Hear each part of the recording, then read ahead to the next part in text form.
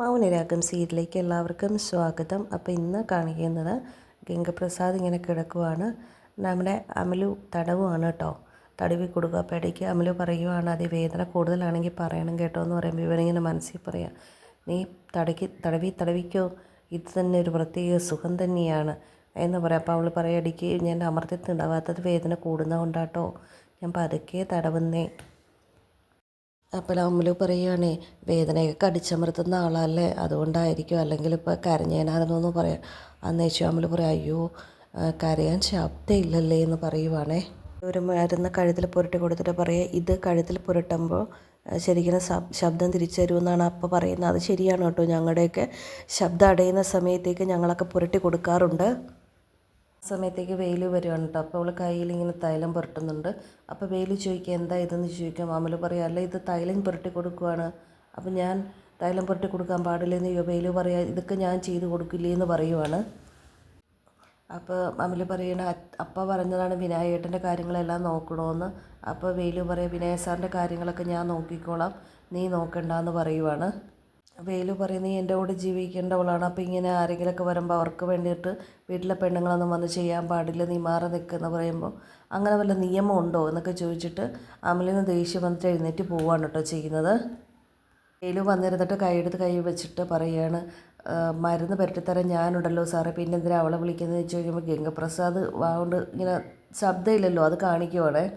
വെയിൽ തടവുമ്പോൾ ഗംഗയ്ക്ക് നന്നായിട്ട് വേദനിക്കുന്നുണ്ട്. അപ്പോൾ വെയിൽ ചോദിക്കുക, വേദന ഉണ്ടല്ലേ, വേദന നല്ല രീതിയിലുണ്ടെങ്കിൽ ഈ മരുന്ന് ശരീരത്തെ നന്നായിട്ട് പിടിച്ചോളൂ എന്ന് വെയിൽ പറയുവാണ്. എന്നിട്ട് വെയിൽ പറയാൻ മർമ്മം നോക്കി പിടിച്ചു കഴിഞ്ഞാലേ പിന്നെ ഈ കിടക്കുന്ന കിടപ്പിൽ തന്നെ കിടക്കേണ്ടി വരും, അതുകൊണ്ട് അതിനുള്ളൊരു അവസരം വിനായക സാറായിട്ട് ഉണ്ടാക്കരുതെന്ന് വെയിലു ഭീഷണിയോട് പറയുവാണേ.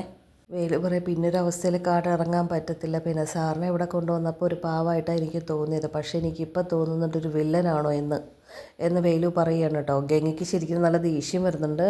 അപ്പോൾ ഗംഗ മനസ്സിൽ പറയണേടാ, ഞാൻ ഇവിടുന്ന് പോകുന്നതിന് മുമ്പ് അമലുവിനെ ഞാൻ സ്വന്തമാക്കിയിരിക്കും, അതാണ് എനിക്ക് കാട്ടാള നിനക്ക് തരാനുള്ള ഏറ്റവും വലിയ ശിക്ഷയെന്ന് പറയുവാണ്. കാടിൻ്റെ മക്കളെ ചതിച്ചാൽ രണ്ടാണ് കേട്ടോ ഉള്ളത്, അത് ഓർമ്മ വേണം. ഒന്ന് ഞങ്ങളുടെയും മനുഷ്യരുടെയും, രണ്ടാമത്തത് മലദൈവങ്ങളുടെയും എന്ന് പറയുവാണ്. ഈ സമയത്ത് മൂപ്പനും ഭാര്യയും കൂടി സംസാരിക്കുകയാണ് കേട്ടോ. അപ്പോൾ മൂപ്പൻ്റെ ഭാര്യ പറയുകയാണ്, അല്ലേ ഇപ്പോൾ അങ്ങേർക്ക് നല്ല മാറ്റമുണ്ട്. അപ്പോൾ മൂപ്പൻ പറയാം, അത് ശരിയാണ്, പക്ഷേ സംസാരിക്കാൻ പറ്റുന്നില്ലല്ലോ, ഈ ഒരു അവസ്ഥയിൽ നമ്മളെങ്ങനെ പറഞ്ഞു വിടുമെന്ന് പറയുവാണ്. സമയത്തേക്ക് അങ്ങോട്ട് അമല് വരുവാണ്. എന്താ മോളെ മുഖത്തിൽ വിഷമമെന്ന് ചോദിക്കുമ്പോൾ അപ്പയല്ലേ പറഞ്ഞത് വിനായകേട്ടനെ നന്നായിട്ട് നോക്കണം, കുഴമ്പൊക്കെ പുരട്ടി കൊടുക്കണമെന്ന്. ഞാൻ അങ്ങനെ ചെയ്ത് കൊടുത്തപ്പോൾ ഇവിടെ ഒരാൾക്ക് പിടിക്കുന്നില്ല, വേലുവേട്ടന് എന്നെ വന്ന് വഴക്ക് പറഞ്ഞു, ഞാൻ ഇങ്ങോട്ട് പോകുന്നു എന്ന് പറയുവാണ്.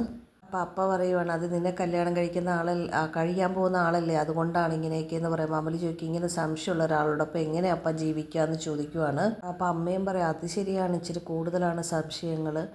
അപ്പോൾ അമല് പറയുകയാണ്, പുറത്ത് വിനായകനെ കൊണ്ട് പുറത്ത് പോകാൻ പാടില്ല, റൂമിൽ ഇരിക്കാൻ പാടില്ല, അതിനൊക്കെ സംശയമാണെന്ന് പറയുന്ന സമയത്തേക്ക് വെയിലും അകത്തേക്ക് വീണ്ടും വരുവാണ് കയറി. അപ്പോൾ മൂപ്പൻ ചോദിക്കുക, മോൾ എന്താടാ പരാതിയൊക്കെ പറയുന്നത്, അത് ഇവൾ മറ്റുള്ളവരോടൊക്കെ കാണിക്കുന്നതിനേക്കാൾ കൂടുതൽ അടുപ്പം മലു വിനായക സാറിനോട് കാണിച്ചു, അതുകൊണ്ടാണെന്ന് പറയുമ്പോൾ മൂപ്പൻ പറയടാ, ഇങ്ങനെയൊക്കെ വരുന്നവരെ കൂടുതലായിട്ട് നോക്കുന്ന അവളല്ലേ, അതിനെ അങ്ങനെ കണ്ടുകൂടെയെന്ന് ചോദിക്കുവാണ്. ഞാൻ നോക്കില്ല മാമ എന്ന് പറയുമ്പോൾ പുള്ളിക്കാരൻ ചോദിക്കാമല്ലോ, നിനക്ക് ഏത് നേരം ഇവിടെ ഇരിക്കാൻ പറ്റുമല്ലോ, വേലയ്ക്ക് പോകണ്ടേ, അത് ഞാൻ നോക്കിയോളാം. അതപ്പോൾ അമലുവിൻ്റെ അമ്മ പറയുകയാണ്, അതുകൊണ്ടാണ് തോന്നുന്നു പലപ്പോഴും വേലയ്ക്ക് പോകാത്തതെന്ന് പറയുകയാണേ.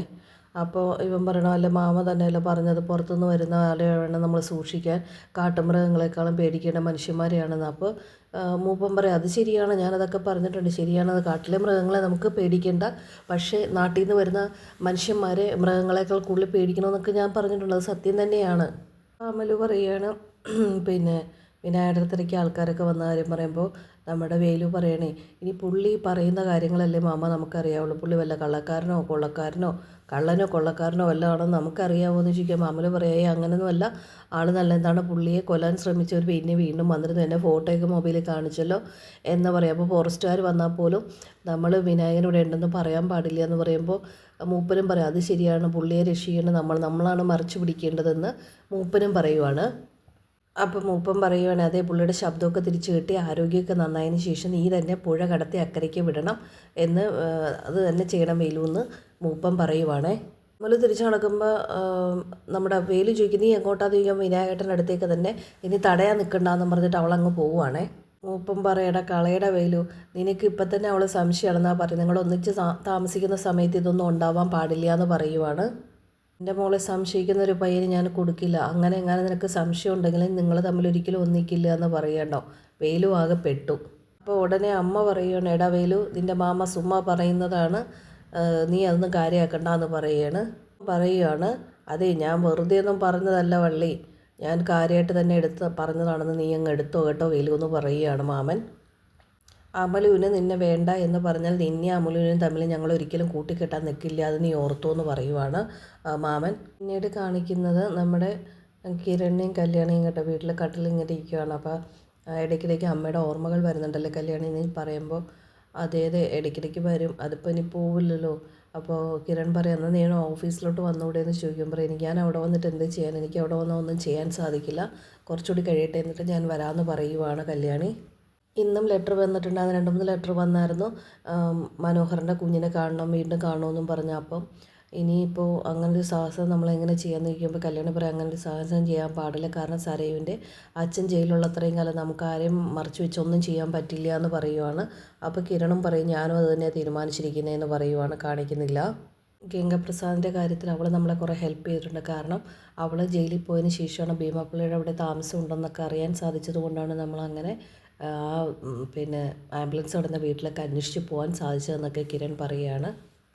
ആ സമയങ്ങളിലൊക്കെ എന്നോട് സരയു ആവശ്യപ്പെട്ടൊരു കാര്യമുള്ളൂ, മനോഹറിനെ കൊല്ലാൻ സഹായിക്കണമെന്ന് മാത്രമേ ആവശ്യപ്പെട്ടിട്ടുള്ളൂ, അത് പലവട്ടം പറഞ്ഞിട്ടുണ്ട് അവൾ എന്ന് പറയുക കേട്ടോ കിരൺ. അതിന് നമുക്ക് കഴിയുമോ കിരണേട്ടാന്ന് ചോദിക്കുകയാണ് കല്യാണി. അപ്പോൾ കിരൺ പറയാം നമുക്കതിനൊരിക്കലും സാധിക്കത്തില്ല എന്ന് പറയുവാണ് കിരണും. അന്നത്തെ ഒരു സാഹചര്യത്തിൽ ഞാൻ അവൾക്ക് ഉറപ്പ് കൊടുത്തു എന്ന് മാത്രമേ ഉള്ളൂ. പിന്നെ അപ്പോൾ കല്യാണി പറയും മനോഹറും സരുവിനെപ്പോൾ എല്ലാം മാറിയെന്ന് തോന്നുന്നത്, പക്ഷേ 100% അവൻ്റെ കാര്യത്തിൽ നമുക്ക് ഉറപ്പ് കൊടുക്കാൻ പറ്റില്ല എന്ന് പറയുവാണ്. പരോള് കിട്ടുമ്പോൾ മിക്കവാറും അവൻ ഇങ്ങോട്ട് വരാൻ സാധ്യതയുണ്ടെന്ന് കിരൺ പറയുക. അപ്പോൾ കല്യാണി പറയുക അങ്ങനെ അവൻ വന്നാൽ തിരിച്ചു പോകുന്നത് ജയിലിലേക്ക് അവനായിരിക്കത്തില്ല, സരയും ആയിരിക്കും പകരമെന്ന് പറയുവാണ്. ശരിക്കും പറഞ്ഞാൽ കിരണും കല്യാണിയും വലിയൊരു ധർമ്മസങ്കടത്തിലാണ്. സരയിന് വേണ്ടിയിട്ട് സരയുവിൻ്റെ കൂടെ നിൽക്കുകയും വേണം, എന്നാൽ മനോഹറിനെ ദ്രോഹിക്കാൻ സരയു ആവശ്യപ്പെട്ട് അതിനും ഒന്നും പറ്റാത്ത അവസ്ഥയും. പിന്നെ കല്യാണി മോളുടെ കൂടെ കുറേ കാലം ജീവിച്ചതല്ലേ നമ്മുടെ മനോഹർ. അപ്പോൾ അതുകൊണ്ട് മനോഹറിന് എന്തായാലും കല്യാണി മോളോടുള്ള ആ വാത്സല്യം സത്യസന്ധമാണ്. അപ്പോൾ അതൊക്കെ കൂടി ഓർക്കുമ്പോൾ എന്താ ചെയ്യേണ്ടതെന്നൊരു പിടുത്തം ഇല്ലാതെ ആകെ കഷ്ടപ്പെടുന്ന അവസ്ഥയിലാണ് കേട്ടോ ഇവർ രണ്ടാളും. അപ്പം ഇന്നത്തെ വീഡിയോ ഇഷ്ടപ്പെട്ടാൽ തീർച്ചയായിട്ടും എല്ലാ കൂട്ടുകാരും വീഡിയോ ഒന്ന് ലൈക്ക് ചെയ്യുക, ഷെയർ ചെയ്യുക, സബ്സ്ക്രൈബ് ചെയ്യുക. മൗനരാഗത്തിൽ നമ്മൾ ഏറ്റവും കൂടുതൽ പേടിക്കേണ്ട ഗംഗാപ്രസാദ് എപ്പോൾ വേണം ലാൻഡ് ചെയ്യുക എന്നുള്ള എന്താണ്. അപ്പോൾ എന്തായാലും ഉടനെ ലാൻഡിങ് ഉണ്ടാകാനുള്ള സാധ്യതയുണ്ട്, കാരണം ഏകദേശം കൈയൊക്കെ റെഡിയായി വരുന്നുണ്ടല്ലോ. അപ്പോൾ എന്തായാലും അതിനായിട്ട് നമുക്ക് വെയിറ്റ് ചെയ്യാം. അടുത്ത എപ്പിസോഡിൽ കാണാം. അപ്പോൾ എല്ലാ കൂട്ടുകാർക്കും ബൈ ബൈ.